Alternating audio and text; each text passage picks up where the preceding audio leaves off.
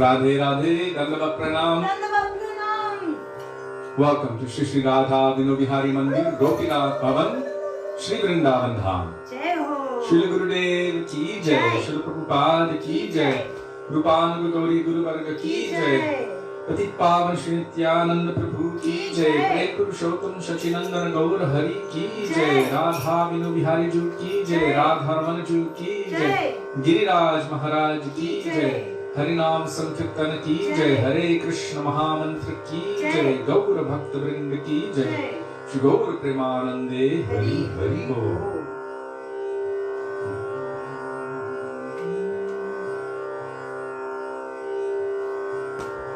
Is it too cold over there?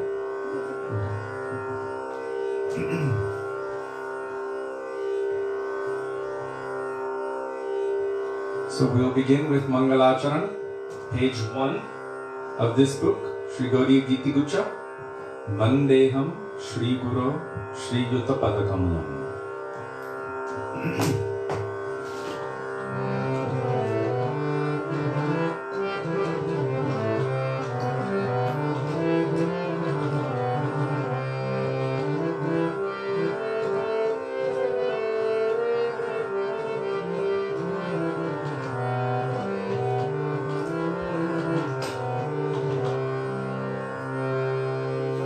Vandeham Shri Guru Shri Yuta Padakamalam Shri Vaisnavanscha Shri Rupam Sagrajatam Sahagana Raghunathanvitam Tam Sajivam Sadvetam Savadhutam Parijana Sahitam Krishna Chaitanya Devam Shri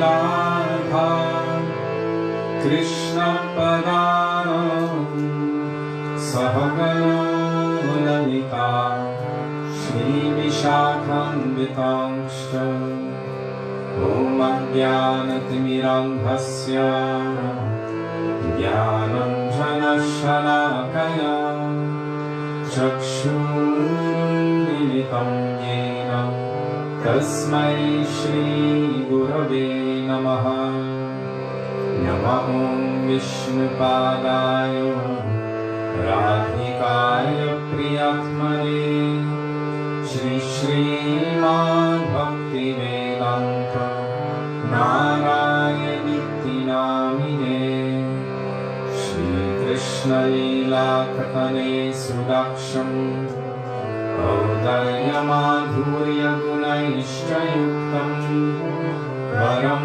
Varinyam Purusham Mahantam Narayanam Tvam Shirasha Namami Tridandinam Bhakta Shiromanucha Shri Krishna Padabjitaika Hriddi Chaitanya Leelamrita Sarasa Narayanam Tvam Satatam Prapadye Namaham Vishnupadaya Krishna Preshthaya Bhutale Srimate Bhaktivedanta Swami Nitti Namine Namaste Saraswati Deve Gauravani Pracharine Nirvishesha Shunyavadi Paschatya Deshatarine Namaham Vishnupadaya Gaurapreshthaya Bhutale Shri Srimad Bhakti Pragyana Keshava Itti Namine Pratimatyacharitraya Swashritanam Chapaline Jiva Dukhe Sadarkaya Shreenam प्रेमदायिने नमः विष्णुपादाय कृष्ण प्रेष्ठाय भूतले श्रीमते भक्ति सिद्धांत सरस्वती नामिने श्रीवर्षभानवी देवी ललिताय कृपाभये कृष्ण संबंध विज्ञान दैने प्रभवे नमः माधुर्योज्ज्वल प्रेमध्य श्रीरूपांग भक्तिदा श्रीगौर करुणाशक्ति विग्रहाय नमोस्तुते नमस्ते गौरवाणी श्रीमूर्तये विनतारिणे रूपान्गम्भिरुद्भाव सिद्धान्तध्वन्तहारिणे नमो गौरकिशोराय साक्षात् वैराग्यमूर्तये विप्रलम्भारसम्बोधे पदं पूजायते नमः नमो भक्तिविनोदाय सच्चिदानन्दनामिने गौरशक्तिस्वरूपाय रूपाङ्गवरायते गौराविर्भावभूमे स्वं निर्देष्टा सजनप्रिया वैष्णव सर्वभौम श्री जगन्नाथाय ते नमः वंशाकल्पतरुभ्यश्च कृपा सिन्धुभ्य एव च पतितानां पावनेभ्यो वैष्णवेभ्यो नमो नमः नमो महावदन्याय कृष्ण प्रेम प्रदायते कृष्णाय कृष्ण चैतन्य नमे गौरत्विषे नमः हे कृष्ण करुणा सिंधो दीनबन्धो जगत्पते गोपेश गोपिकाकान्त राधाकान्त नमोस्तुते तप्तकंचन गौराङ्गी राधे वृन्दावनेश्वरी वृषभानुसुते देवी प्रणमामि हरिप्रिये जयतां सुरतोपङ्गो मम मन्दं मते गति मत्सर्वस्वपदम्बोजो राधामदनमोहनो दिव्यगृह्णारण्यकल्पद्रुमदो श्रीमद्रत्नागारसिंहासनस्थो श्री श्रीराधा श्रीलगोविन्ददेव प्रेष्ठादिभिः सेव्यमानः स्मरामि श्रीमन्द्रसरसारम्भे वंशिवततस्थितः कर्षं मे स्वरैर्गोप्य गोपीनाथ श्रीयेस्तु नः वृन्दाय तुलसीदेव्यै प्रियायै केशवस्य च कृष्ण भक्तिप्रदे देवी सत्यवत्यै नमो नमः पञ्चतत्त्वात्मकं कृष्णं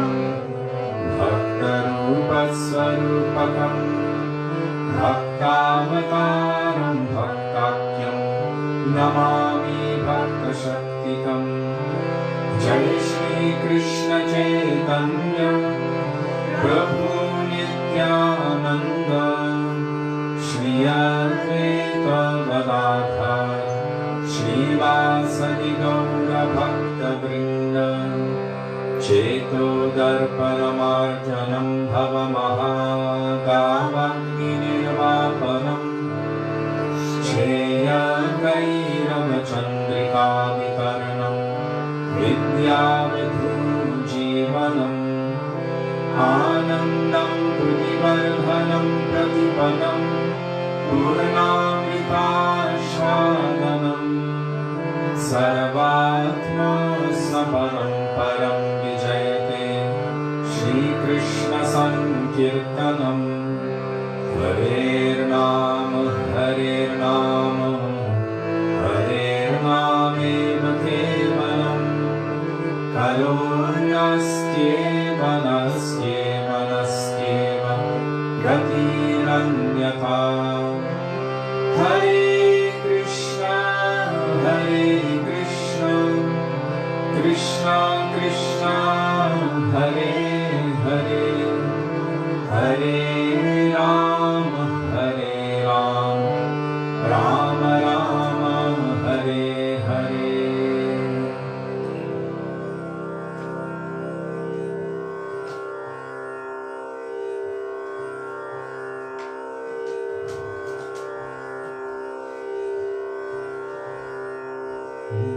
श्री गुरु चरण पद्म केवल भक्ति सद्म page 28 in the small book, and it starts with Shri Guru Charana. Oh, Padma.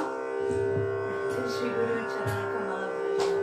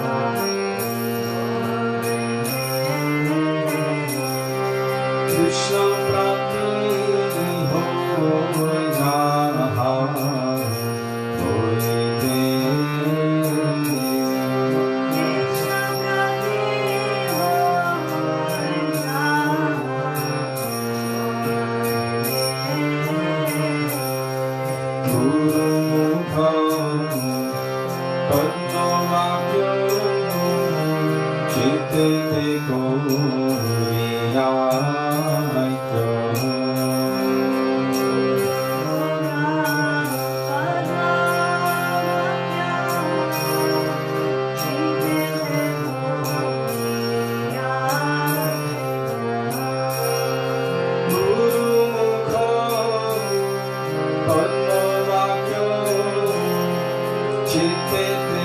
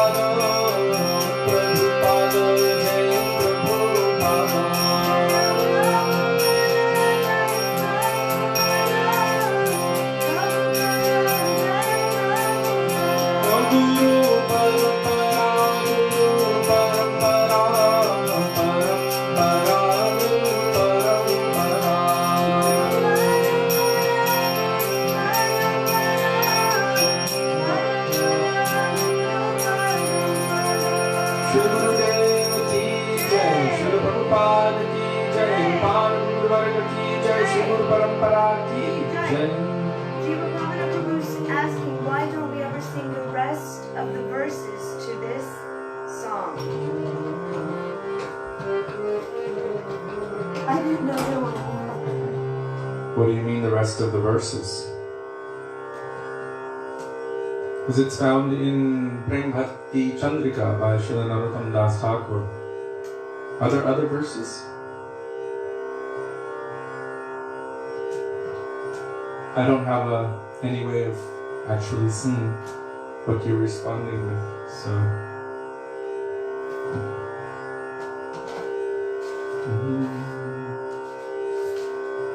I've only ever known it this way since I was little. Every day in the temple. But you know, like there's like Ekadashi songs where there are different bhajans and they do have like... There might be other Guru yes. bhajans. You mean like the Prasadam prayer? Why do we only ever chant the first one and not the second, third, fourth, and fifth? Yeah. Like Ekadina Shanti Pure Prabhu Dvai Teragare, Dui Prabhu Bhojana Boshilo. We used to kind of sing them a little bit because we got... just put a 6. Verse number 6. 6 mane kya? What do you mean by 6? You mean there's 2 other verses that we don't have here? Haha Prabhu Gurudev Dehamore Padachaya. That's all we have here. Interesting. Okay, now we'll do some research. So yes, thank you. The more the merrier. Yeah, definitely.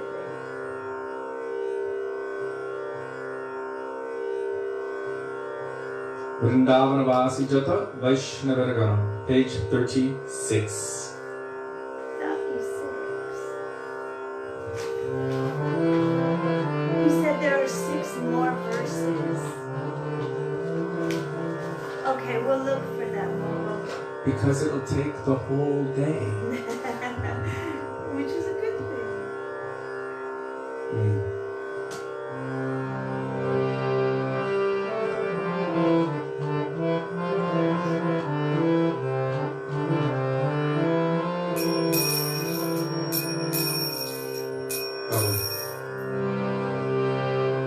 Vrindavanavasi Jata Vaishnava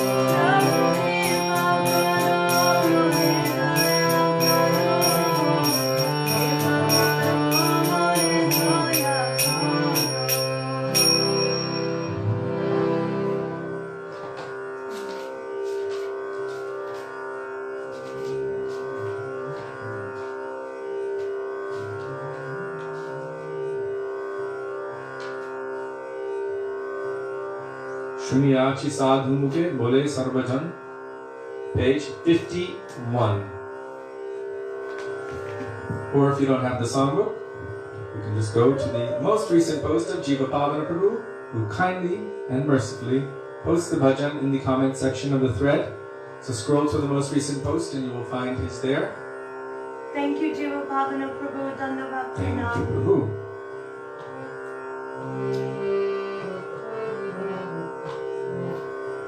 So Sunyachi, it starts S-U-N-I-Y-A-C-H-I. Sunyachi. Shunyachi.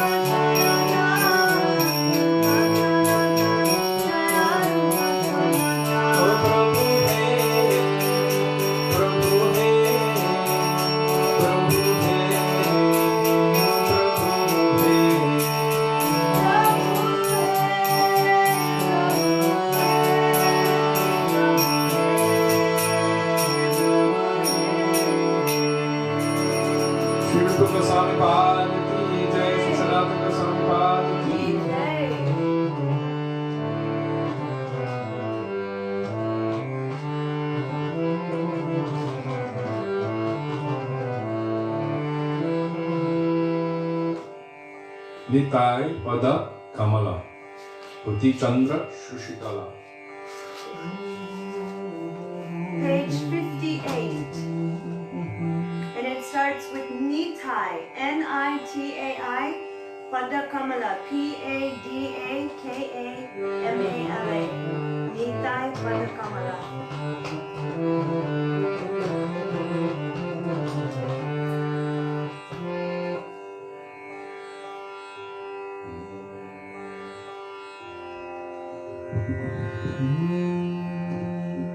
Shri Krishna Chaitanya Prabhu Nityananda Shri Krishna Chaitanya Prabhu Nityananda Shri Advaita Gadadhar Srivasadi Gaur Bhakta Vrinda Shri Advaita Gadadhar Srivasadi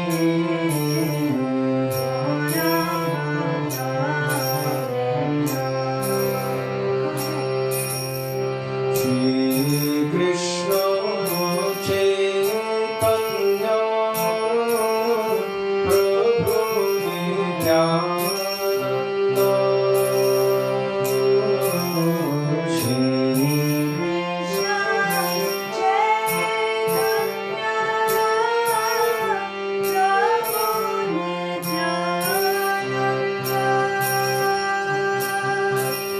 Shri Advaita Gadadhar Srivasadi Gaur Bhakta Vrinda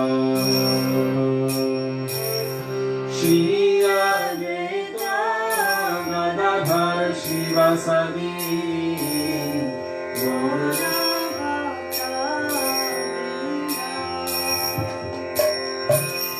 Nitai Pada Kamala Koti Chandra Shushitala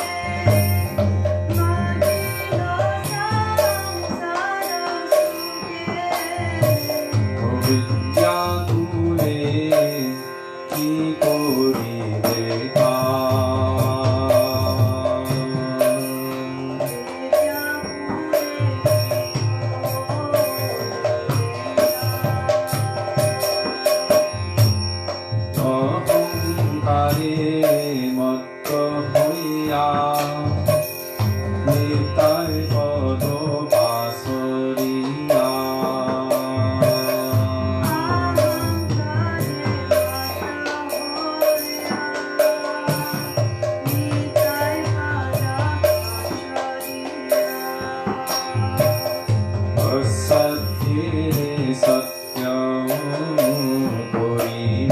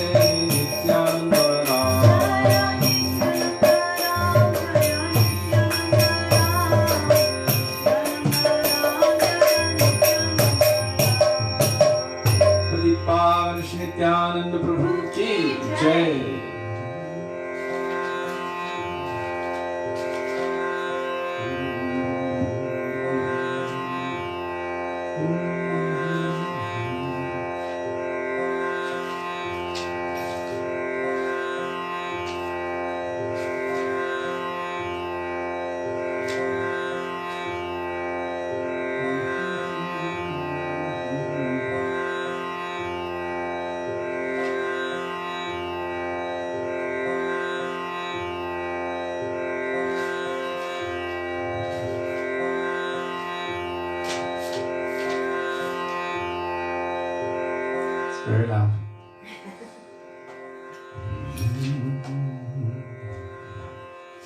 Which one? I'm just looking for one Gauranga Bhajan. Specific. Hold on. Where is it? Where is it?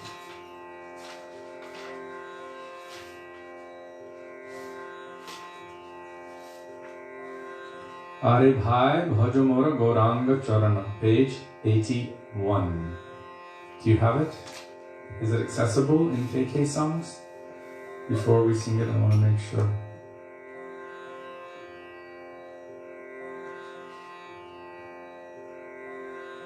Can you see?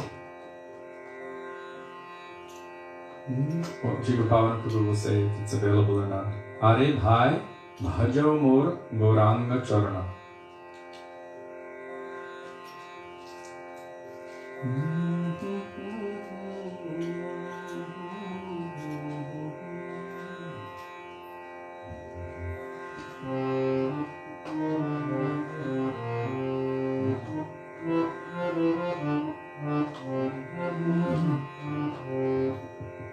Is it there? Starts with Are Bhai, A-R-E-B-H-A-I. Are Bhai, B-H-A-J-O. Are Bhai Bhajo.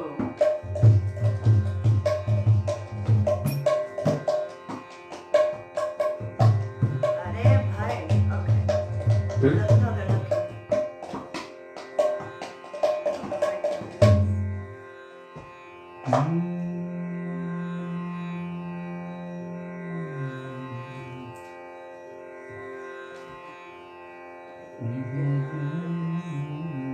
It's there. Okay. Chalo?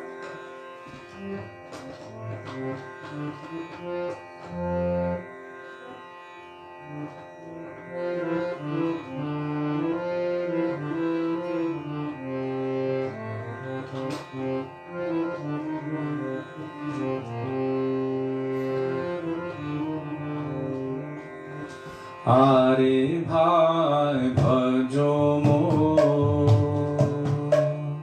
Gauranga Charana. Are Bhai Bhajo Mor Gauranga Charana.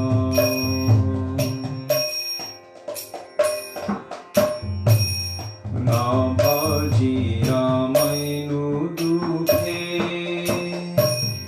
dubi griha vishakupe. Na bhajiya mainu dukhe dubi griha vishakupe. Bhakta koino e pacho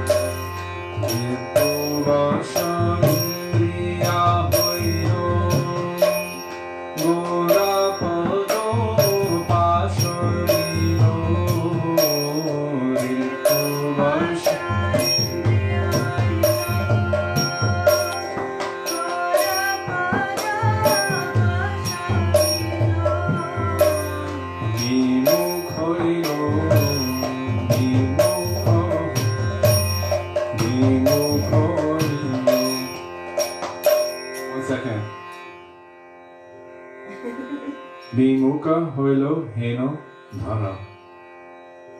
Vimukha hoilo. That's strange. Please forgive me for that. Vimukha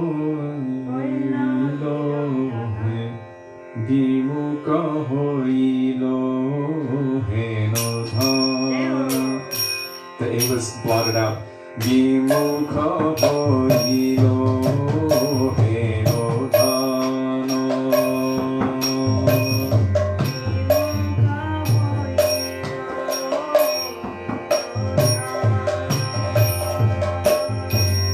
Heno gora loyamo chari samola jobho. Heno gora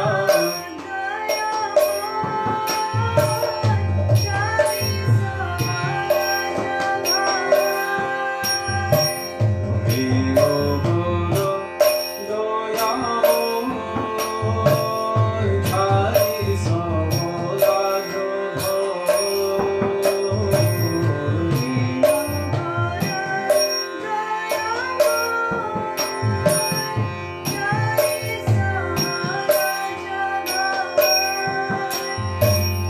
Kayo mone no hore shana. Kayo mone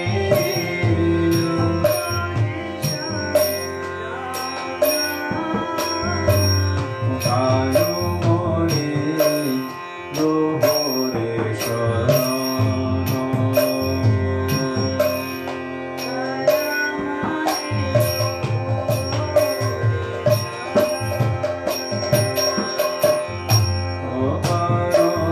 Durmati chilo tari gorayu dhari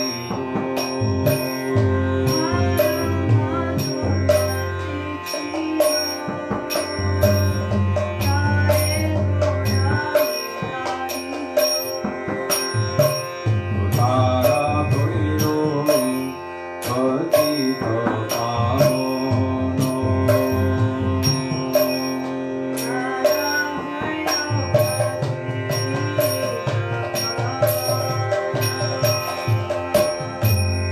Goradito no toraje bhanta hodilo yo maje. Goradito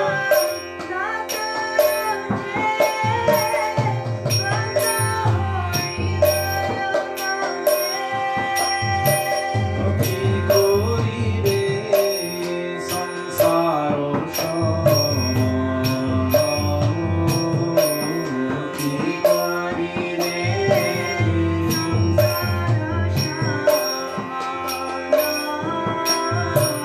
api koribe samsaro shamana.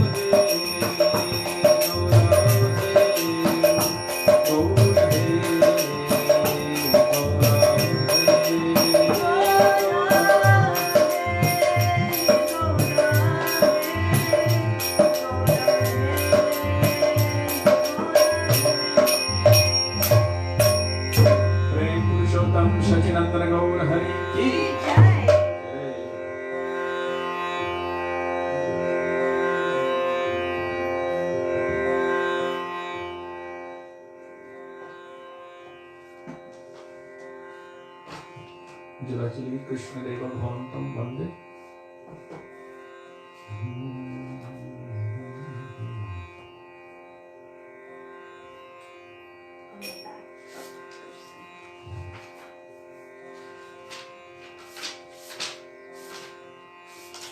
Krishna Deva Bhavantam Vande page. Oh, I don't know, 343, I think. Perfect. There it is. Krishna Deva Bhavantam Vande.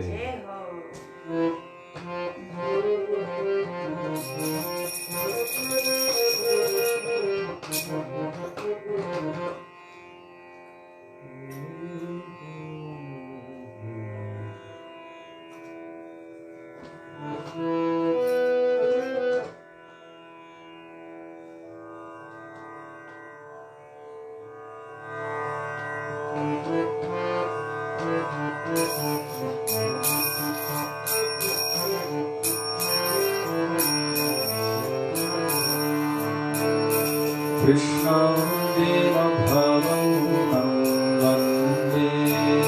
Krishna Deva Bhavantam Vande.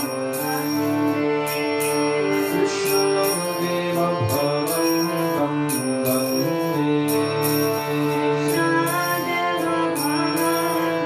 Vande. Manasa Vadhukaram Marpaya Nijapakam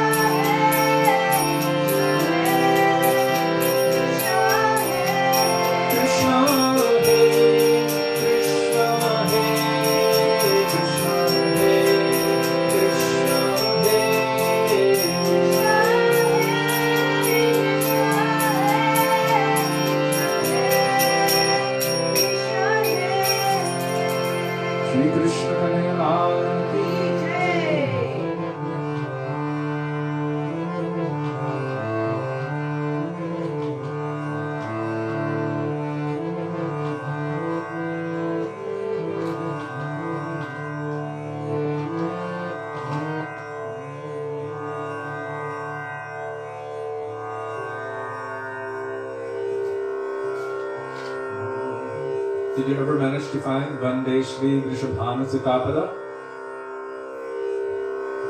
I probably should just send it so that in the future we can just post it.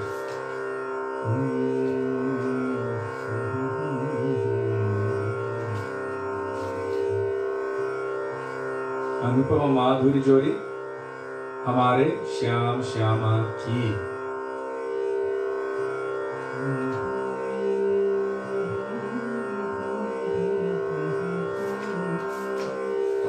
Page 364 in the book. And it starts with Anupama. A-N-U-P-A-M-A. Anupama. Madhuri Jori.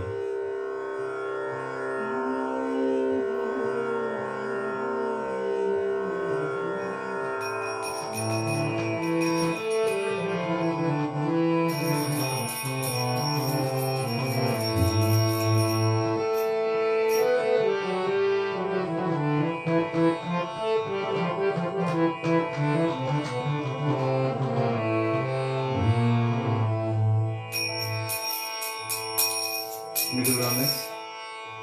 do what you want. I'll do my best. I'll try.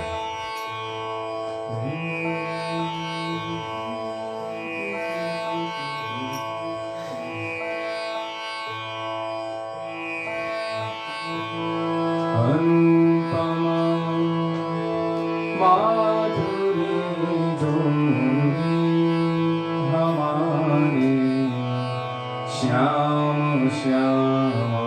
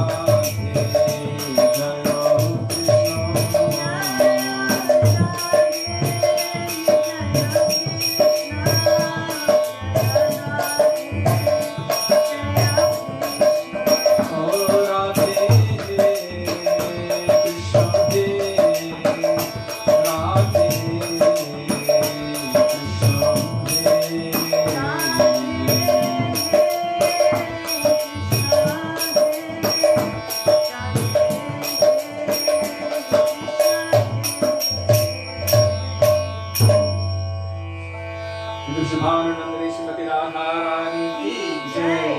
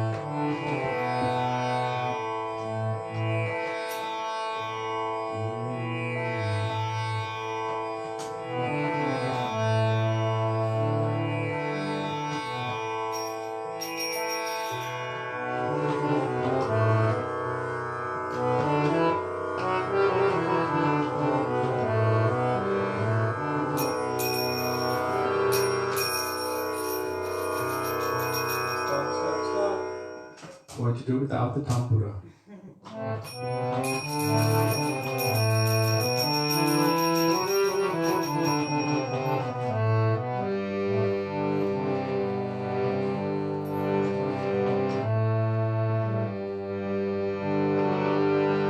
Very well, we're going to do it in G. Hare Krishna. Hello. Hare Krishna. Hare Krishna, Krishna Krishna, Hare Hare, Hare Rama, Hare Rama, Rama Rama, Hare Hare, Hare Krishna.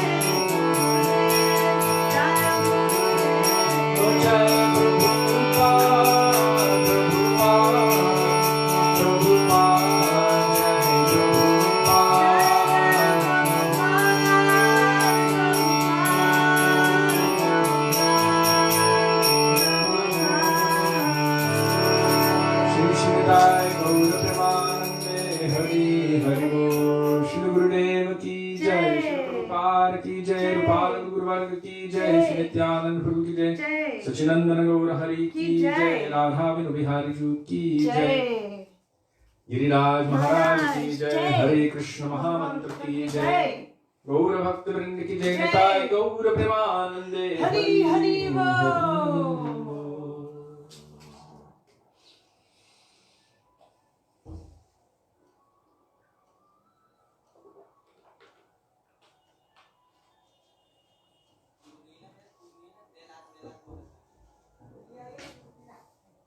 That tune that we sang, we learned when we were quite young. I don't know where I got it from, maybe Agni Dev Prabhu. And some years back, we were at the home of Lalit Kishore in Germany, maybe 15 years back. And he said, let's do kirtan. And we sat down and that tune came out from inside. So we called it Lalit. I don't even know what the rag name is or anything.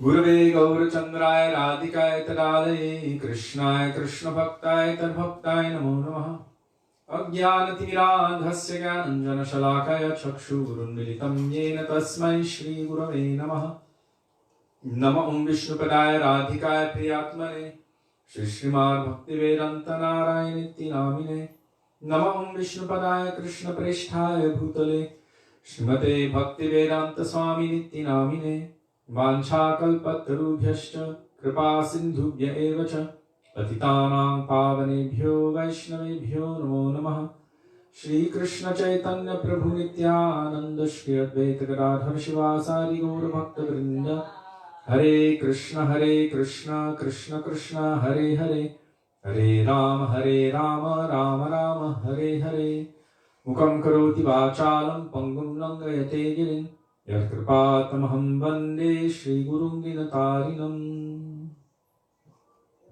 First of all, I offer my Dandava Pranam thousands of times in the dust of the lotus feet of our beloved Gurudev. Nitya Lila Pravishta Vishnupad astottara Shri Srimad Srila Bhaktivedanta Narayan Goswami Maharaja. In the same thousands of Dandava Pranam, the dust of the lotus feet of Nitya Lila Pravishta Vishnupad astottara Shri Srimad Srila Bhaktivedanta Swami Srila Prabhupada, and to all of our Rupananga Guru Varga. And I also offer my Dandava Pranam to all Vaishnavas, past, present, and future, including all of those who are present with us today. My Dandava Pranam. Dandavat Pranam, Radhe Radhe. Radhe Radhe. So before entering or going beyond Vaikuntha with you all, I just wanted to mention something. Actually, everything that we speak is based on the teachings of Srila Rupa Goswami from what Chaitanya Mahaprabhu wanted to distribute. And so Rupa Goswami gave us so many do's and don'ts, so many things that are favorable for bhakti, so many things that are unfavorable for bhakti.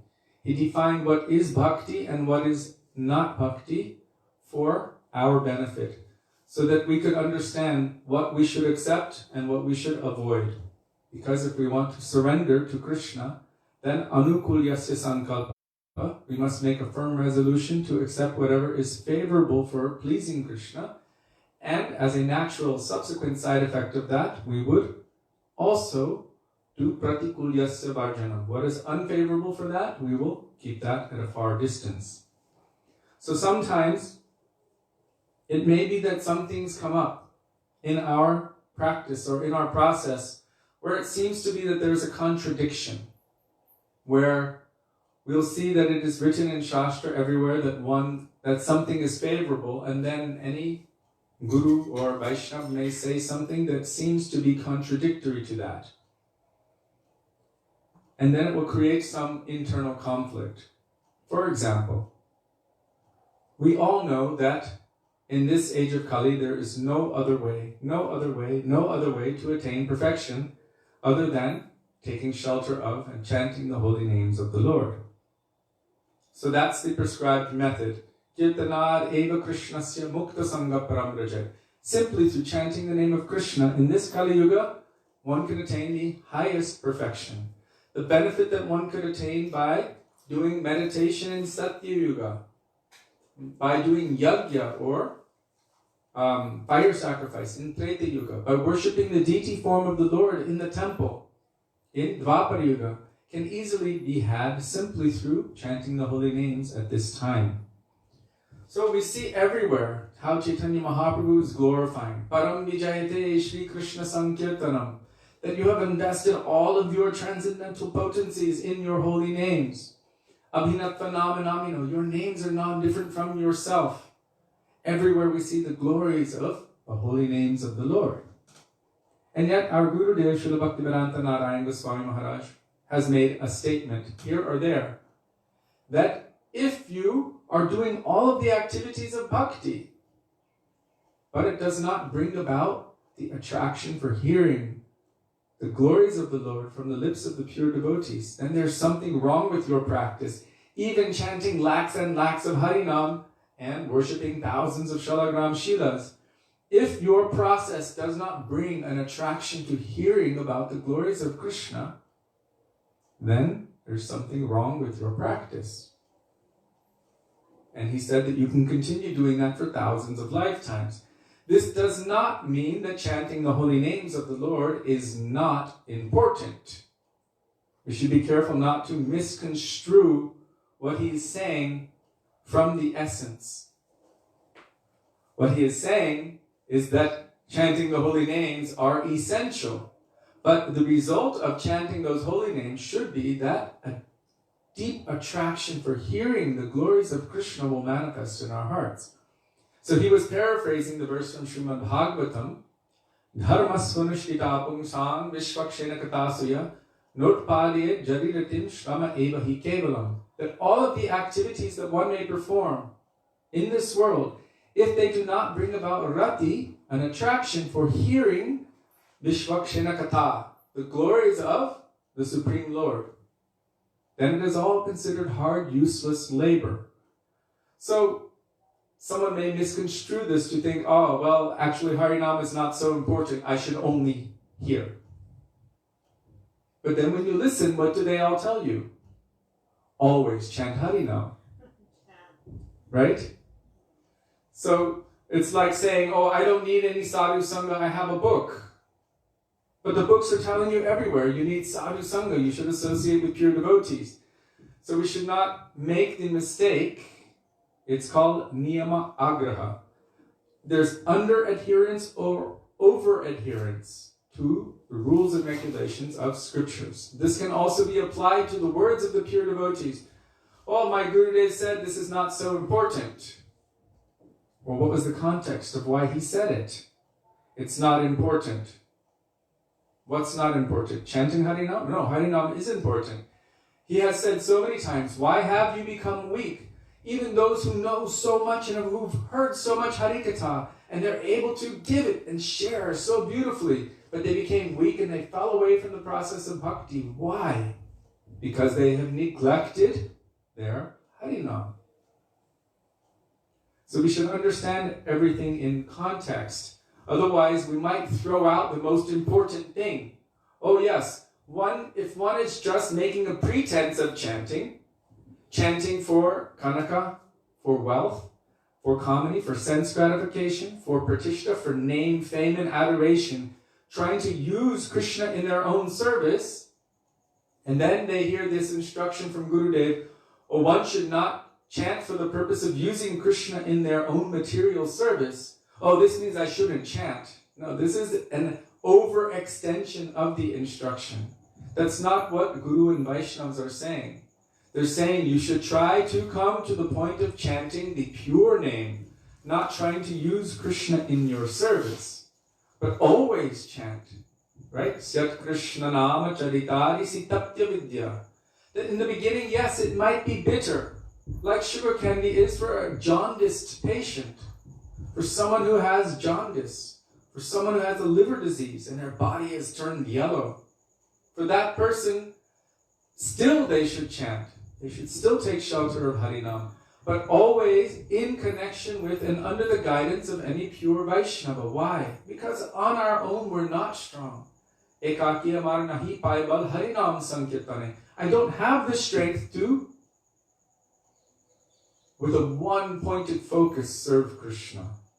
Because I am so accustomed to trying to serve my own senses, that without sadhu sangha, I may invariably take the names of Krishna and start turning them toward my own self-enjoyment.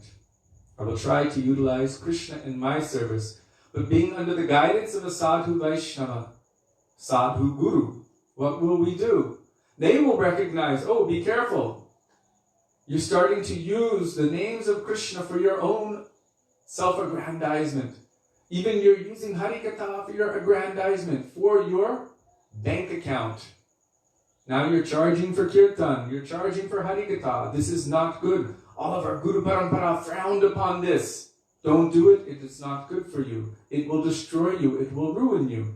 Thank you, Gurudev. Thank you, O Vaishnava Thakur, for helping me to stay aligned. What is pure bhakti? Anya abhilashi, without any other desire, not covered by jnana and karma, means reward-seeking activity. Oh, that I'm going to chant and then I'll make some money from that. I'm going to chant and then I can attract the beautiful women to enjoy them. Or for a woman thinking that toward men, or men to men, or women to women, or whatever. The way it is these days. Using it to increase my sensual enjoyment. Or for my name, fame, adoration, and all kinds of other things. Oh, who will like my kirtan? Who will glorify me? So this is not the correct way to chant. The correct way to chant would be under the guidance of any Vaishnava. Bhakti must be under guidance. And so it is always recommended that one should be under the shelter of any Vaishnava or Sri Guru, who is also a Vaishnava. Tishtam Brajetad Anuragi Jananugami. Always residing under the guidance of a Vishuddha Brajabasi, someone whose heart is overflowing with Brajabhav, love and affection for Krishna in the wake of the mood, the bhavs of the Brajabasis.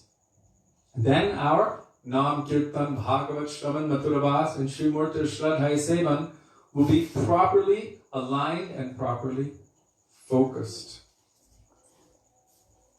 Really? It's a little loud. No, it's okay now. Sounds like they're walking around up top. Hey, go. The kids next door get a little bit rambunctious around this time, and they like to create a little bit of a ruckus. Next door meaning the building next door.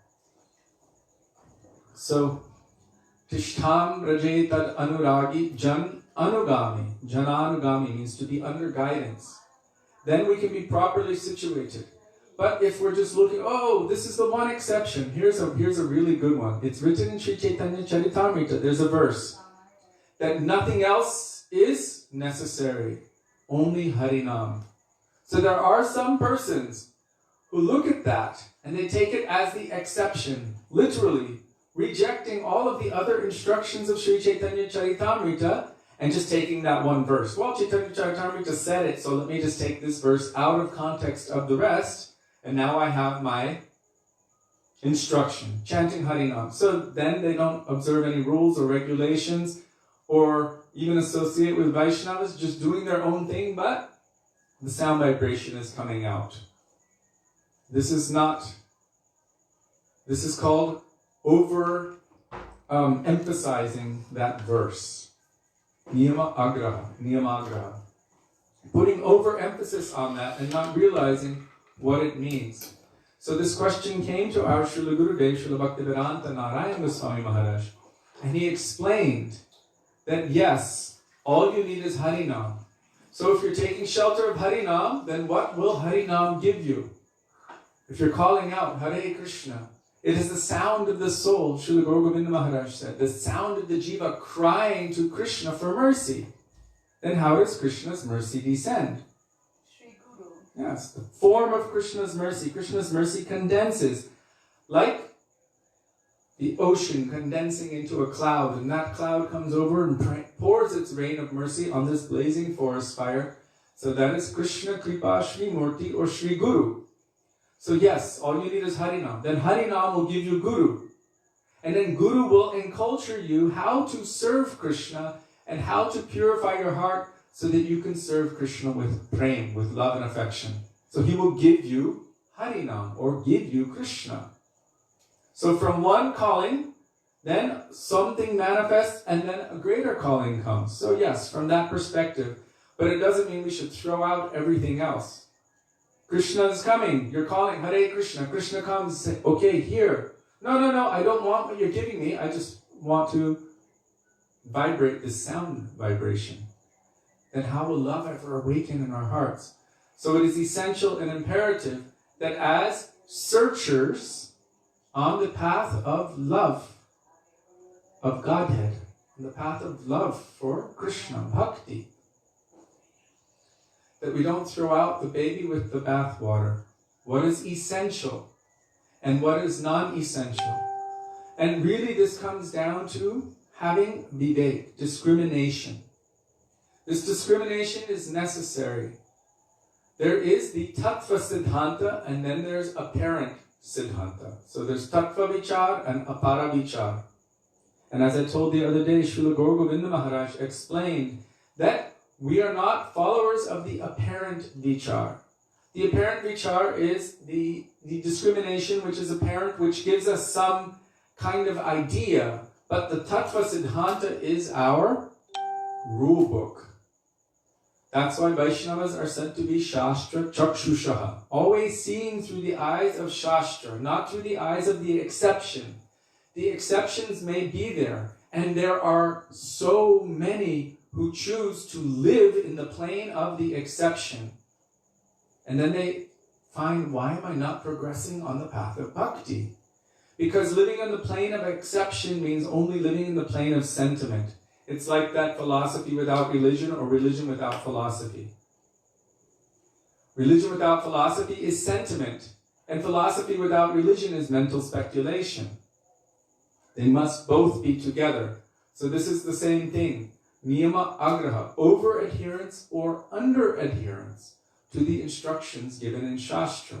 If one is so stiff and rigid, then they won't be able to flow properly as well. And if one is too ultra-flexible, it's also not good. So Krishna says in Bhagavad Gita, for a yogi, they must not eat too much or too little, sleep too much or too little. It means they must have a sense of balance. And to have a sense of balance, one must have basic discrimination. What is favorable and what is unfavorable. And then walk on that path which increases favorability. So I just wanted to share this because there's a tendency among so many to try to search out the exception to the rule. But we are not followers of the exceptions to the rule. They may be there, but we're followers of the rule. The exception would be like an Uttam Bhagavat, like Nityananda Prabhu. He was Avadhut. So he's an exception to the rule. And he broke Chaitanya Mahaprabhu's danda in 3 places and threw it into the river. Are we going to do that? No. Why did he do it? He had a reason to do it. Baladev Prabhu is an exception. Ramaharshan Sutta was sitting there. Baladev took a piece of kusha grass and touched him with it. Boom! His life was finished. Are we going to do that? No. So there are exceptions to the rules. But we see how our Guru Varga are.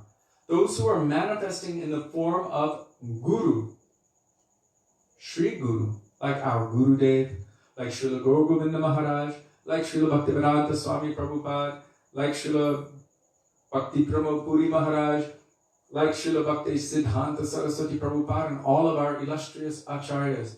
How impeccable was their character? How did they follow and how did they instruct by their own example?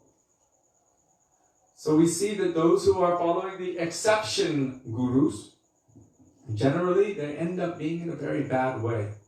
And making exceptions for the exceptions means making excuses for the exceptions.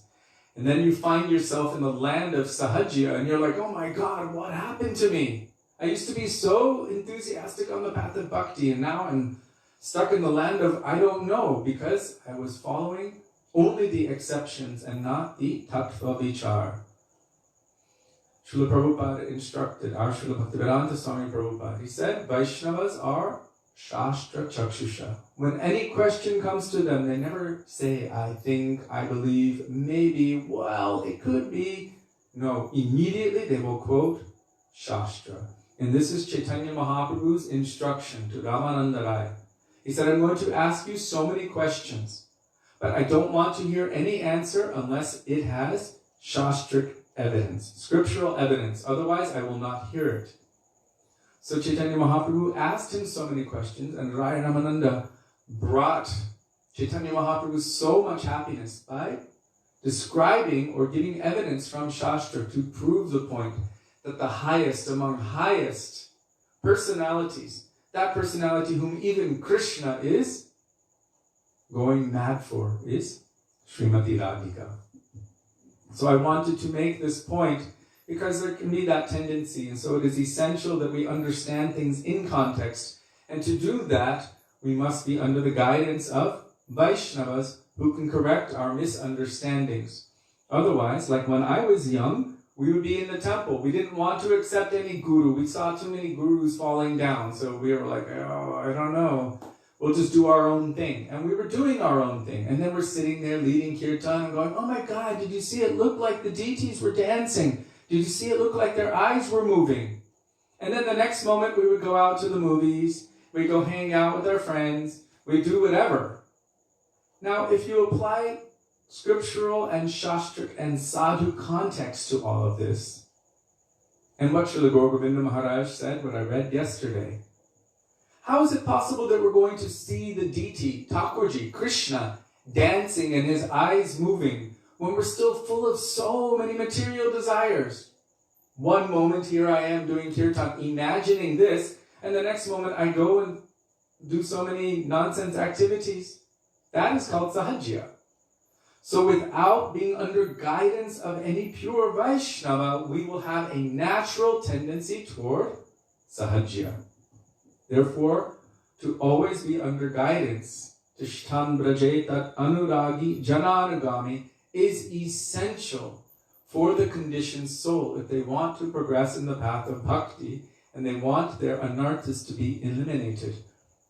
Srila Bhakti Siddhanta Saraswati Prabhupada said, maybe Jiva Pavana Prabhu or anyone else can find the quote. I think I've posted it on Facebook before as well.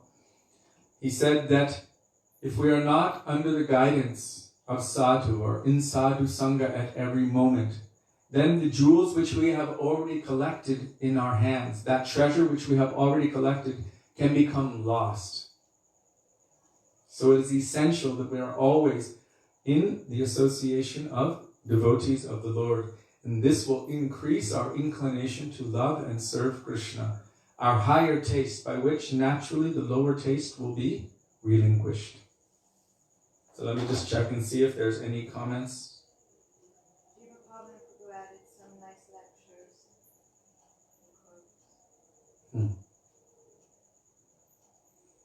Okay, so KD Krishnadasi asked a question. She didn't ask a question. She said, I'm very curious to know how you would define bhakti, since in our modern yoga world, the word bhakti is often interpreted and spoken about as if it means whatever feels good. I love yoga. Feel the bhav. Because I was just talking about Shastra Chakshushaha, seeing through the eyes of Shastra. There are many verses which define bhakti, but the best and the most complete verse, which defines bhakti in every way and also tells what is not bhakti, is the verse given by Srila Rupa Goswami in Bhakti Rasamrita Sindhu 1:11 or 1:11. Anyabhilashita shunyam jnana karmadhyanavritam anukulyena krishnanushilanam bhaktir uttama. What is pure bhakti? Technically, this word bhakti, according to this verse, can only truly apply to Krishna. And so I'm going to tell here, Anukulyena Krishna Anushilanam. It is exclusively for Krishna, for his pleasure, for his happiness, and for his benefit. And Anukul means it is favorable to him. So bhakti doesn't have anything really to do with what I like, or what is pleasing to me, or what is feeling good to me. Really, it is about what is pleasing for Krishna, what is beneficial to Krishna. So to do kirtan for the purpose of experiencing that buzzing feeling and that hair standing on end feeling, where afterward everyone looks at each other and goes, oh my God, did you feel that? Oh my God. That is not necessarily bhakti.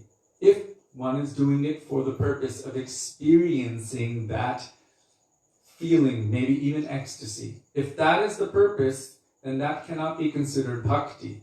It can be the side effect of bhakti. A natural effect of serving Krishna will be that bliss and joy will manifest. But to be only focused on that feeling, the buzz that comes, this cannot be considered bhakti. It might be considered karma, that I'm doing an activity of bhakti for the purpose of experiencing a buzz. So this would be included within what is not bhakti. Anya abhilashita shunyam. It is devoid of any other desire, including karma, reward-seeking activity. So I'm not doing any activity. Bhakti means I'm not doing any other activity for any other purpose other than for the purpose of pleasing Krishna, for what is beneficial for Krishna. That's pure bhakti. That is pure bhakti. Anything else would not be considered pure bhakti. It might be considered mixed. Jnana mishra bhakti, karma mishra bhakti. Jnana mishra means mixed with the desire for merging. This is Jnana Mishra Bhakti. Karma Mishra Bhakti means mixed, means doing activities of bhakti, but with a desire for attaining some result. So maybe money, maybe health, maybe wealth, maybe a nice house, maybe beautiful and healthy children, or a beautiful wife or husband, like this, doing any activity of bhakti with any ulterior motive. So it's called karma mishra bhakti. And I included that feeling, that buzz. And then on top of that, jnana karma adi anavritam.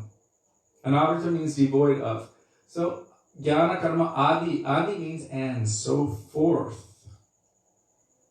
Means also so many other processes which might seem linked to bhakti, but really are not.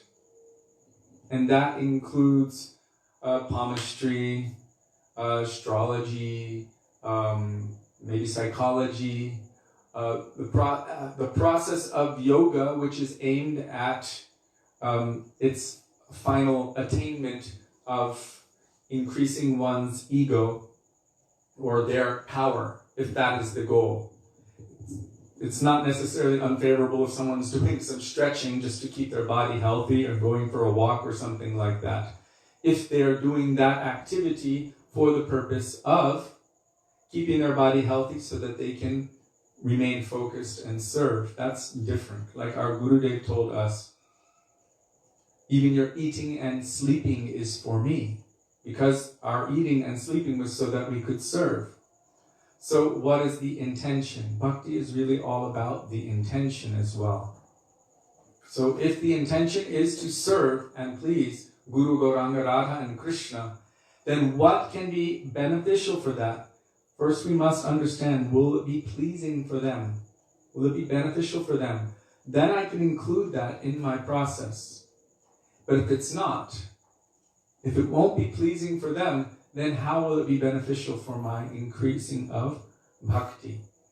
So bhakti is applied to Krishna. Anukulyena, what is favorable for him. Krishna anushilenam, and exclusively for him, his pleasure, his happiness, his benefit. This is bhaktir uttama, or pure bhakti. And also in there the word anu means non-stop, incessant, like a constant steady flow, sometimes compared to the flow of oil. It's not dripping, it's constant steady flow. So this is like ahaitiki and apratihata, unceasing.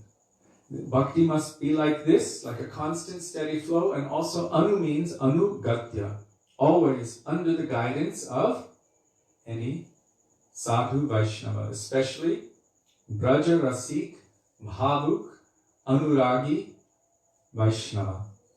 Then that will be considered bhakti. So I really appreciate your, like a sentence or two, definition for new people. Whoops.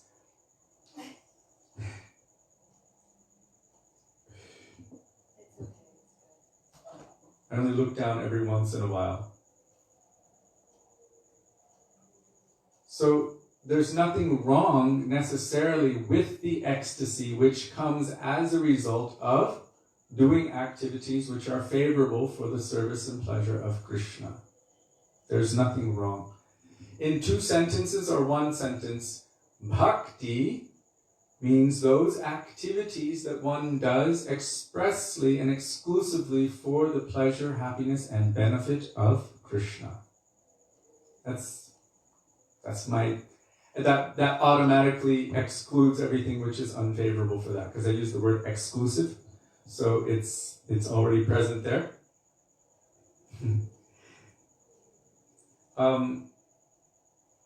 So we've heard examples and seen examples in Shastra, in the scripture, where any pure devotee who is serving Krishna is experiencing, as a result, so many transcendental transformations on their body, including fainting or falling unconscious. Now, Sri Chaitanya Charitamrita says, when that feeling of ecstasy comes, which is so great that it stops the devotee from performing their service of the Lord, the devotee curses that ecstasy. Damn that ecstasy which stopped me from my service. So this is the proof that the purpose is not that ecstasy. The purpose is not for that. The purpose is to please Krishna. The gopis, how do they worship Krishna? Not with incense and fire. They worship him with their sidelong glances, with their eyes. But there's a problem. As they're worshiping him, the ecstasy is manifesting in their heart from worshiping him. This kind of worship means complete, infatuated admiration, constant and ever-increasing love and affection, as they're glancing at Krishna. And he is feeling so much transcendental pleasure by this kind of worship, the kripa kataksha bhajanam. But there's a problem, and the gopis know it. They say, what kind of foolish creator are you, O Brahma? Don't you know that one moment of separation from Krishna feels like millions of yugas? Yugaitam nimeshena chakshusha pravarishaitam.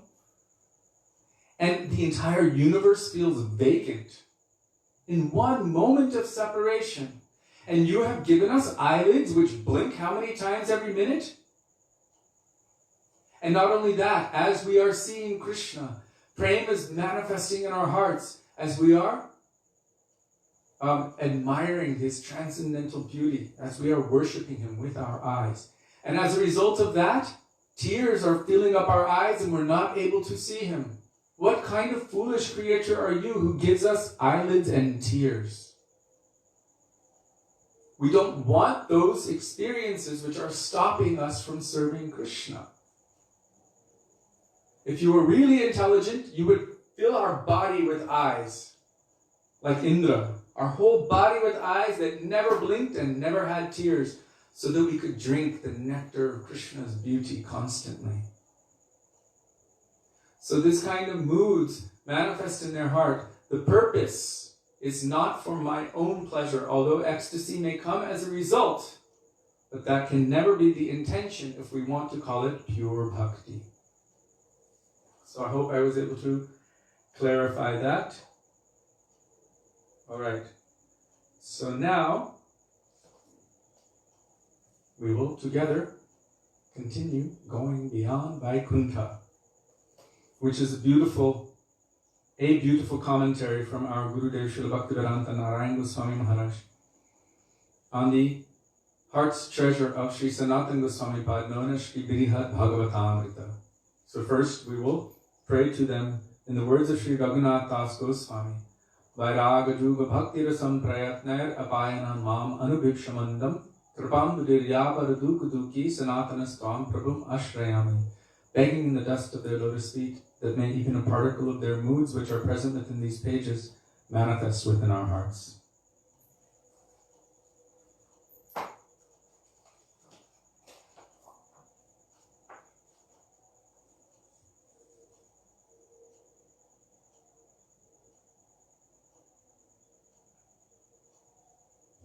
So the last time we were speaking on this subject, our Gurudev made some pretty interesting statements. And those statements also hit me quite hard. He was talking about being distracted for even one moment from our goal, our aspiration. Our goal is Krishna Prem, loving service to Krishna. Being distracted for even one moment. He said here, selfishness for even 1 penny can drown us in mundane consciousness. We must remain strong in bhajan, and with great humility we should perform sadhana bhajan.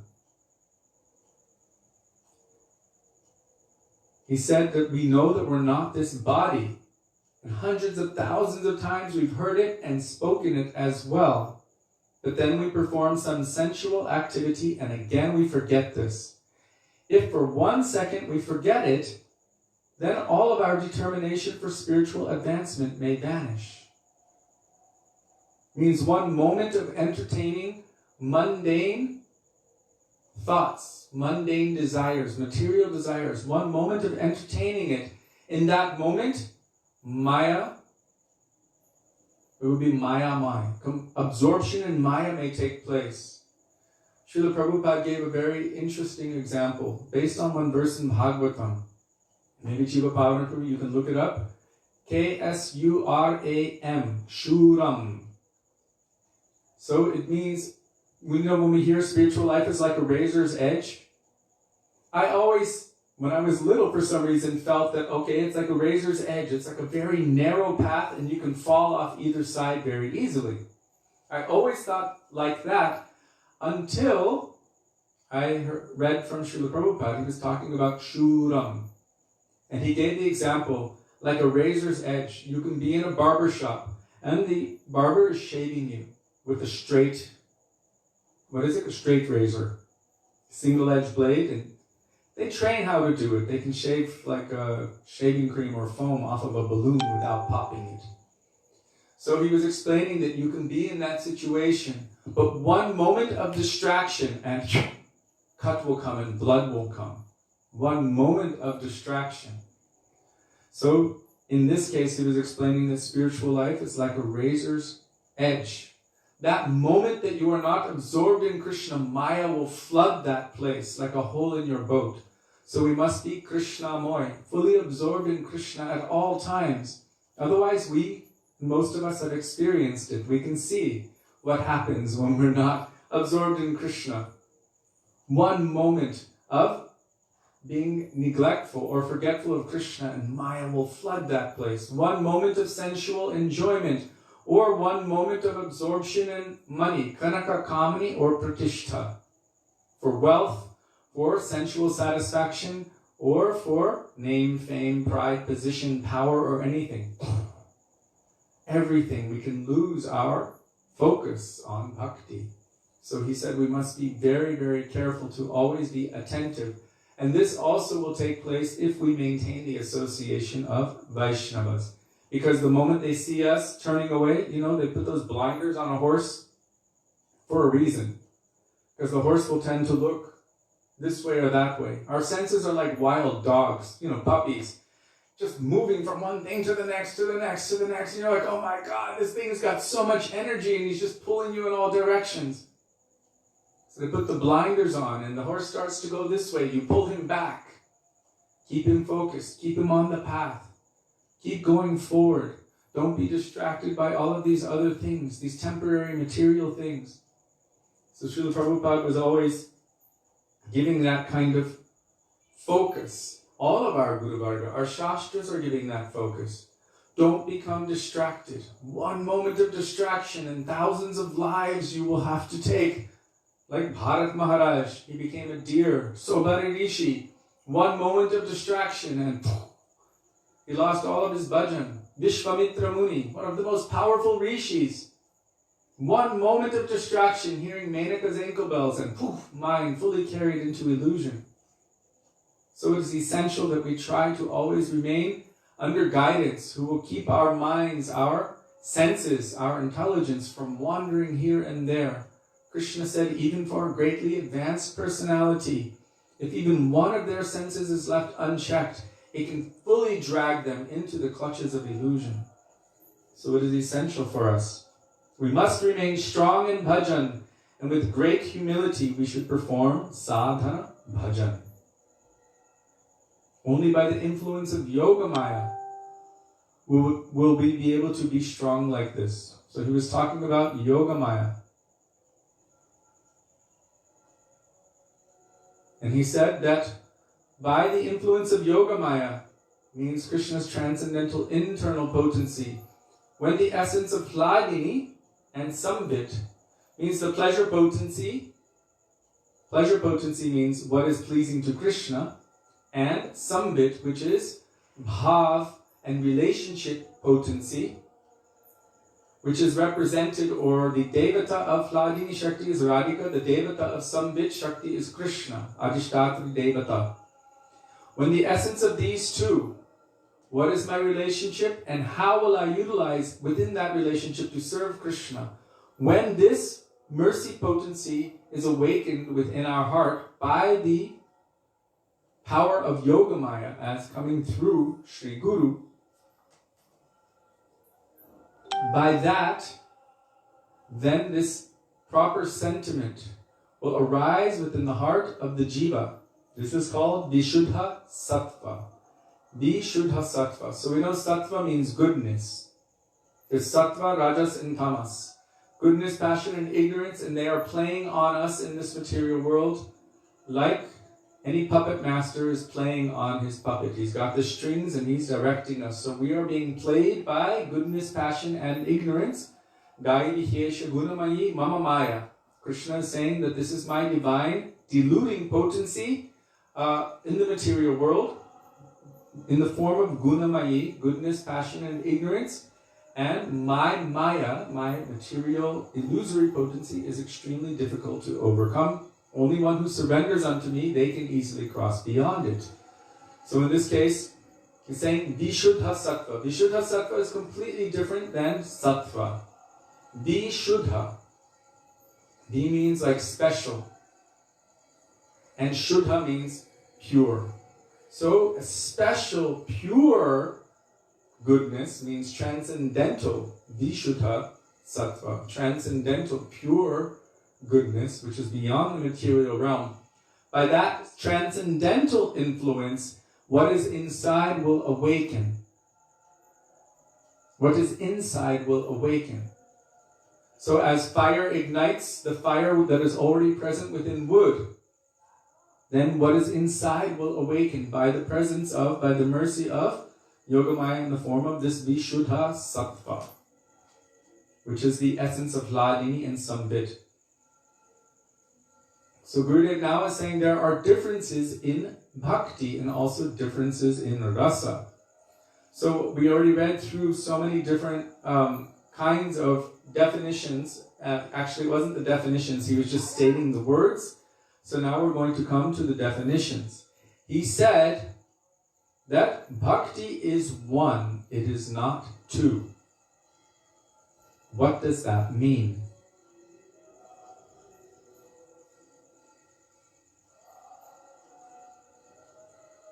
Thank you, Jiva Pavan Guru, for posting that verse. Bhakti is one, it is not two. It is one sentiment, even though externally we see that there are 64 kinds, or 9 kinds, or 5 kinds, or 3 kinds. So 64 kinds, this is mentioned in Bhakti Rasamrita Sindhu by Rupa Goswami. The 9 kinds are mentioned in Srimad Bhagavatam by Prahlad Maharaj. Shravanam, Kirtanam, Vishnu, Smaranam, and so forth. Then the 5 kinds are mentioned by Sri Chaitanya Mahaprabhu. Sadhu Sanganam, Kirtan, Bhagavat, Shravan, Maturavas, Sri Murtir, Shradhaya Sevan. 5 kinds mentioned by Mahaprabhu. And the 3 kinds? What are the 3 kinds? Do you know what he's referring to? If anyone knows what he's referring to, please post it. I'm interested. Rasa is also one. Rasa is not many, but according to the different fields of activity of sadhaks, it appears to be in different forms.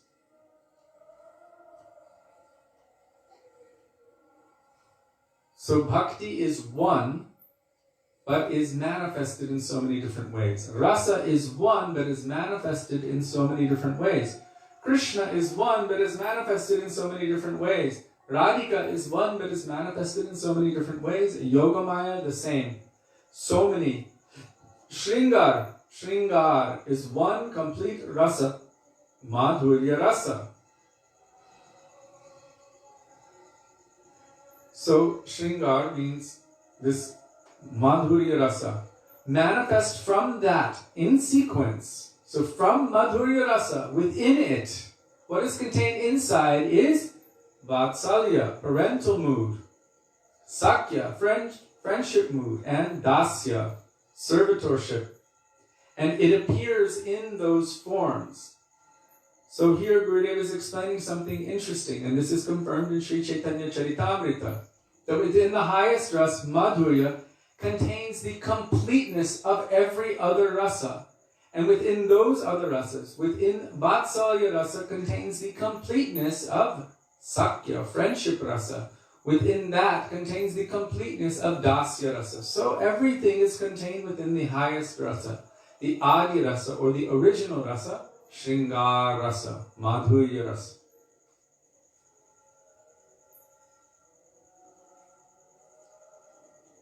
Bhagavan is one, not two. And the term for that, Sanskrit term, is Advaigyan Paratattva. He is one, not two. But according to the gradation of one's devotion and the gradation of one's knowledge, he appears in different ways. In Srimad Bhagavatam it is told, Vadanti tat tattva viras tattvam yajjnanam advayam rameti paramatmeti bhagavaniti shabhyate. So those who see the absolute truth see from different perspectives. Some will see Brahm, the impersonal aspect known as Brahm Jyoti, or the effulgence of the Lord. Others will see the localized aspect known as Paramatma, present everywhere, inside everything, outside everything, within every atom.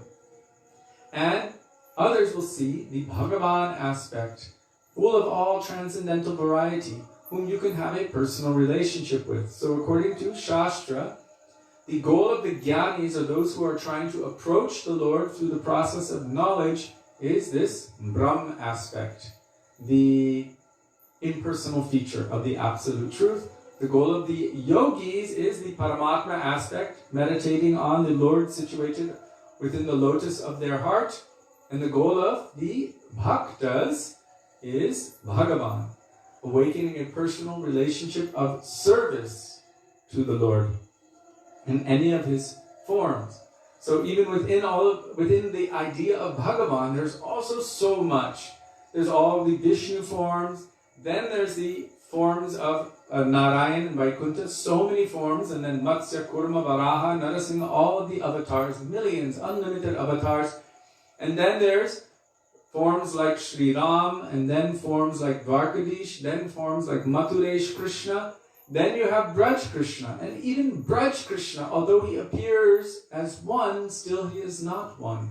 Because there's Braj Krishna in Dasya. There's no pure Dasya, but still there's Braj Krishna from his servant mood. Then there's Braj Krishna from the friendship mood. There's Braj Krishna from the Vatsalya or parental mood. There's Braj Krishna from the Madhurya, which is the Gopi mood. And then each of those gopis also have their own individual relationship with Krishna. And Krishna is only in his most complete, most beautiful, most dashing, most amazing form of reciprocation when he is present, standing in front of none other than Vrishabhananandini Srimati Radharani. From that perspective, you could say, yes, the highest form of Krishna, Aradhyo Bhagavan Brajesha Tanai, is Radha's Krishna, Radha Kanta. That is the highest, most beautiful, most charming, most dashing aspect of Bhagavan, because of the reciprocation of rasa. Oh. Okay, Katie's asking again, can I share the 5 kinds named by Mahaprabhu? So, one is Sadhu Sangha. Sadhu Sangha means associating with the pure devotees of the Lord. That includes Sri Guru. The next one is Nam Kirtan. So in Sadhu Sangha, all of the rest are easily accomplished. Nam Kirtan means chanting the holy names of the Lord, also glorifying His forms, qualities and pastimes. Krishna's names, forms, qualities and pastimes. This is all Nam Kirtan. Bhagavat Shravan is the third one. That means to hear Srimad Bhagavatam. From who? From that Sadhu Guru, with faith and with regard. Bhagavat Shravan. Mathuravas means to reside within Vrindavan Dham, or within the conception of the pure Vaishnava at their feet, who is saturated with Braja mood. And then Sri Murtir Shraddhaya Sevan means to worship the deity form of the Lord, Archa Vigraha, the avatar of Krishna in the form of this deity form, with love and faith. Sri Murtir Shraddhaya Sevan, to serve with Shraddha, with faith, with regard, with affection, the deity form of the Lord. These are the 5 mentioned by Sri Chaitanya Mahaprabhu. Happy Ganesh Chaturthi. Actually, in the 64 limbs of bhakti, it is mentioned there. Rupa Goswami mentions Ganesh. Why? Because he removes obstacles. So, for some reason, as Gaudiya Vaishnavas, we don't necessarily worship him as a separate or independent entity. How do we worship him? Sarvadevam Mayo Guru. Within the form of Guru is all of the devas present. So Gurudev is manifesting this Ganesh principle by removing all of our obstacles. We give honor, we give respect, we give so much, but we understand this particular thing. So Ganesh Chaturthi, I have heard that this is his appearance day. Also, he did the Bhagavatam. Ganesh also is the scribe of the Vyas. Interesting that I mentioned that verse, Varanti Tat Tat Pravidas, and also another verse. Vyas, they told Ganesh that don't write anything that you don't understand. And only write it once you understand it. So as Vyas was dictating Srimad Bhagavatam, Ganesh would get stumped periodically. Well, that's quite an interesting concept, and he'd have to meditate on it for a long time and pray. When he understood, then he would write down. So much wasn't written down. The glories of the Lord are unlimited. But what we have received, Ganesh, is processed through the pen of Ganesh. What Vyasadeva was telling, Ganesh was writing.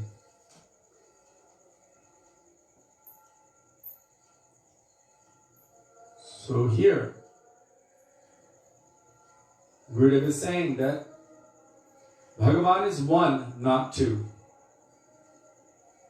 So, how do we understand this? He is one, but he's manifesting himself unlimitedly.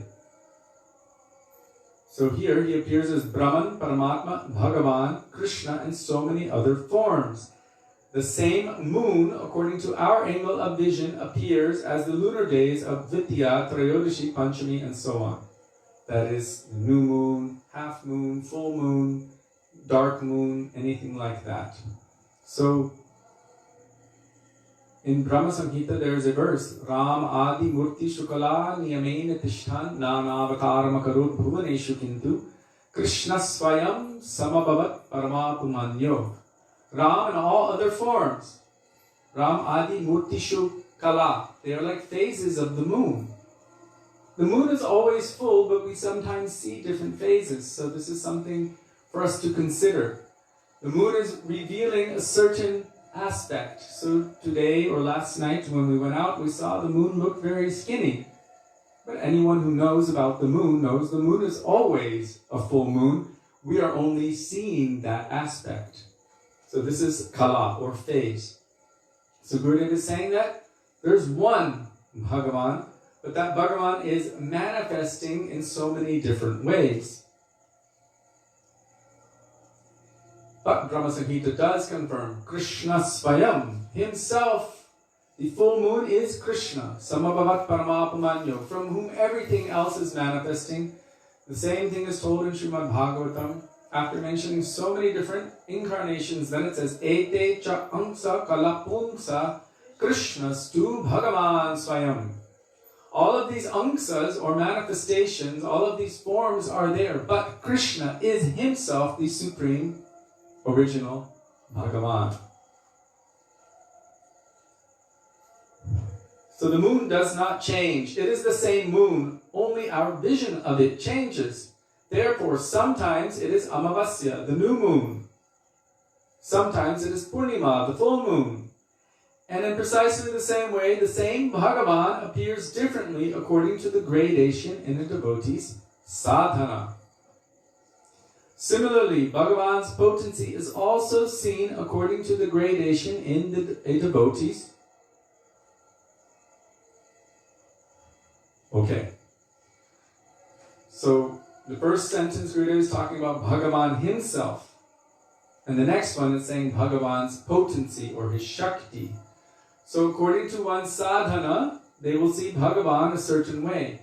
And similarly, according to one's sadhana, they will see his potency or his Shakti in a certain way. His Shakti will be seen according to the gradation in a devotee's sadhana, and Bhagavan himself will appear differently according to the gradation in the devotee's sadhana.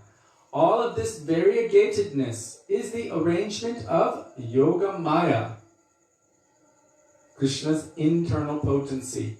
And therefore, for Yoga Maya, there are so many mantras. According to one's intrinsic individual nature, eventually they will understand their relationship with their original, inherent, particular relationship with a particular form of the Lord. At some point or another, it might be one way or this way or that way. One will have attraction to Narasimhadev, one will have attraction to Ram, one will have attraction to Dwarkadish, one will have attraction this way. We're following what our heart is telling. But we will never feel fully satisfied. We will never feel perfection or alignment until we have come into our relationship with our specific eternal Ishtadev. And so, if it is Ram, then we won't feel perfection or satisfaction with any other relationship of any other form of Bhagavan. If it is Krishna in Dwarka, then we won't feel that perfection with Ram. If it is Krishna in Vrindavan, we won't feel it with Narayan, Ram, Dwarkadish, like Gopakumar in this book. He was always feeling some dissatisfaction until he finally met with his Ishtadev. His Ishtadev is Krishna in Vrindavan, but what Krishna? Not the Krishna of Srimati Radhika, because his eternal relationship with Krishna is as a cowherd boy. So his eternal Krishna was Sakya Krishna. Krishna as a Sakha, a friend to the cowherd boys.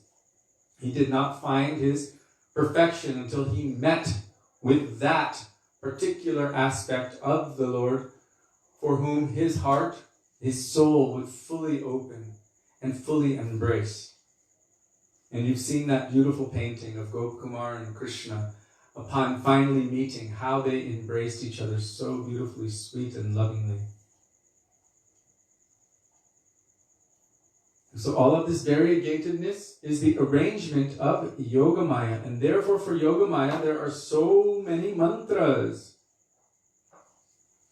Gurudev is giving some mantras. Shri Purnamasya Charanara Vindam Vande Sada Bhaktivedanta Hetum Shri Krishna Leela Bhitaranga Magnam Yasyam Manas Sarva Nishevitaya. I offer obeisance to the lotus feet of Shri Purnamasi Devi, who is Bhagavan's Yogamaya potency. She expands pure prema bhakti for the lotus feet of Shri Radha Krishna, and her mind is always immersed in the ocean of Krishna's pastimes. So when we pray to Yogamaya or Purnamasi, we should pray this. For anyone who is seeking to serve the lotus feet of Radha and Krishna, anyone who can grant that to us, we beg them for that. Please, if you can give me anything, you can awaken this in my heart. Same for Gopishwar Mahadev. No other form of Mahadev do we ask like this, but Gopishwar, we say, Gopishwara Vrajavilasi Yunangri Padme Prema Prayacha. Oh Gopishwar Mahadev, you have the power to grant praying to the lotus feet of Radha and Krishna who are ever playing within the groves of Vrindavan. Vraja vilasi yunangri padme prema prayacha. You can give me prema, so please give this to me. To Yogamaya, she expands pure prema bhakti for the feet of Radha Krishna. So we will pray to Gopishwar. Jaya Jaya Gopishwar Vrindavanamaj. Jaya Jaya Krishna Saka Batu Dvijaraj. Jaya Jaya Purnamasi. Jaya Abhira Nagari. Jaya Purnamasi. In this bhajan, Jaya Radhe, Jaya Krishna, Jaya Vrindavan, Shri Govinda Gopinath, Madana Mohan. All of those personalities who can help us to attain our goal, we will beg them for their mercy. Katyayani Mahamai, Mahayoginda Nishwari, Nandagopa Sutam Devi, Patimme Kurute Namaha. This is mentioned in Srimad Bhagavatam 10:22-4.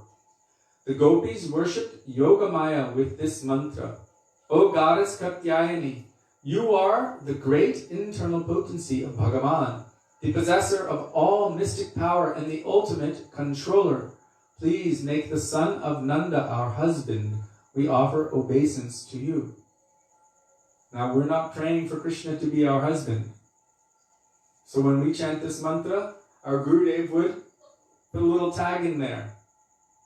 Katyayani Mahamai Mahayogendaneshwari Nandagopam Sutam Devam Upapati me Kurute Namaha. Upapati does not mean husband, it means paramour, beloved. So there's a speciality. Those young gopis were praying to have Krishna as their husband. But in Vrindavan, what is the speciality of Vrindavan?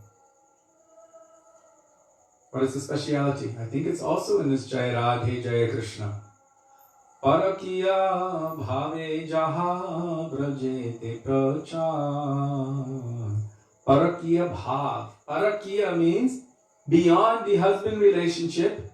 It is the relationship of the gopis' love and affection. Ramya kachidupasana vrajavadu vargena yakalpita.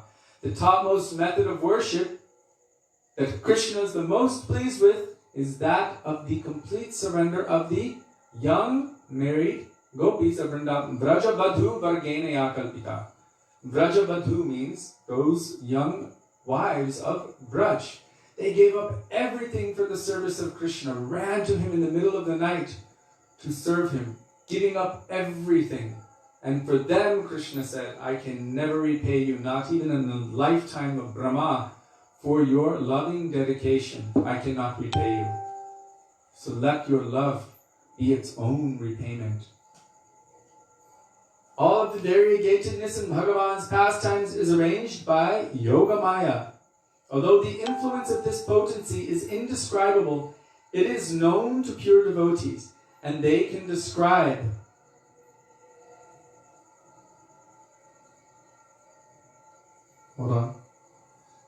And they can describe it. Just as the glories of Bhagavan are indescribable, the glories of this potency is also indescribable. But knowing something of it, Bhagavan's pure devotees have described it. This is essential. If we want to understand transcendental subject matter, which is beyond the comprehension of the material mind, the material intelligence, the material false ego, and the material senses, that is the meaning of adhokshaja, right? Beyond the realm of the material senses. If we want to understand that, then how can we? Only by the mercy of someone who is also beyond that realm. That is the pure devotee who is completely bound to the lotus feet of Krishna in praying. Because of that, they understand something of it, and they can transmit by their mercy understanding of that otherwise ununderstandable, non-understandable, transcendental subject matter. So although it is considered indescribable, it is known to pure devotees, and they can describe it in the same way. The Shakti of Bhagavan, or Yogamaya, is also indescribable, but it is known to the pure devotees, and therefore they can describe it. When they describe it by their intention, we can have some capacity to comprehend it. On my own, I have no power or strength to do such a thing.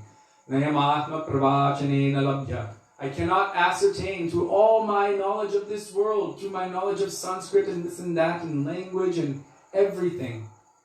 It is beyond. Srila Bhaktisiddhanta Saraswati Prabhupada in his beautiful article entitled Thakur Bhakti Vinod, which you can find in BDMLU, Bhaktivedanta Memorial Library, University.org. There it's called Thakur Bhakti Vinod. He said there are those persons who have captured every word of Thakur Bhakti Vinod by heart, and they can recite them forward and backward without having understood the least meaning of their true essence. Only by following the instruction of Bhaktivinoda Thakur, which is to submit to the pure devotee, will you actually be able to understand any of it. Otherwise, you will not be able to understand. So this is our process. By coming under guidance, we can hope to understand something of the transcendental subject matter. So let me just finish this sentence. Bhagavan's pure devotees have described it. Shukadev Goswami, Vyas, Parashar, Narad, Rupa Goswami, Sanatan Goswami, Jiva Goswami, and many acharyas have described it. So we will end there. It's speaking about the glories of the pure Vaishnavas and their ability to describe transcendental subject matter by which we are completely dependent. We're completely dependent on their mercy to understand transcendental subject matter. Even Krishna said in Bhagavad Gita, only by undivided love and devotion can you understand me as I am in truth. So we can test ourselves. Do I have undivided love and then how can I understand them in truth? So Mahaprabhu says, Chaitanya Charitamrita says, Jaha Bhagavatapara Vaishnavarasthane, that if we want to understand about Bhagavan, we must take shelter of his pure devotee, the Mahabhagavat Vaishnava, then we can understand something about Krishna. Srila Gurudev ki jai, Srila Prabhupada ki jai, Rupanuga Guru Varga ki jai, Gaura Bhakta Vrinda ki jai, Gaura Premanande, Hari Hari Bol.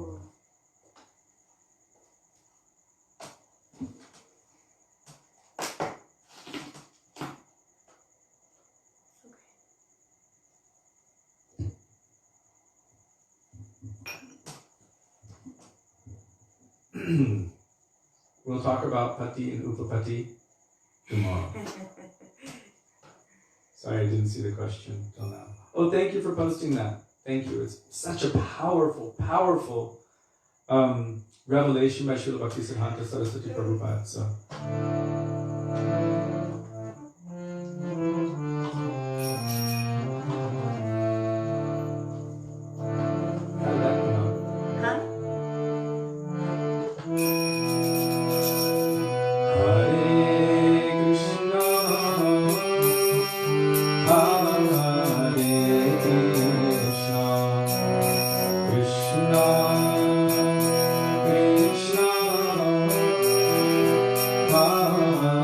Hare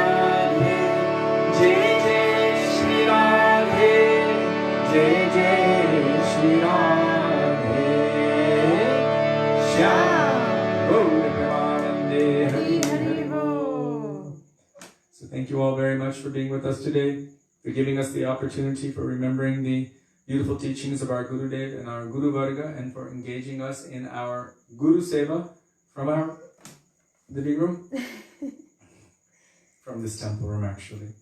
So we really sincerely appreciate that you are giving us this opportunity, and really we feel so indebted to all of you for engaging us and for supporting and adding so much beauty and just for your participation. We have a great Sangha here. Yes, it's Thank beautiful.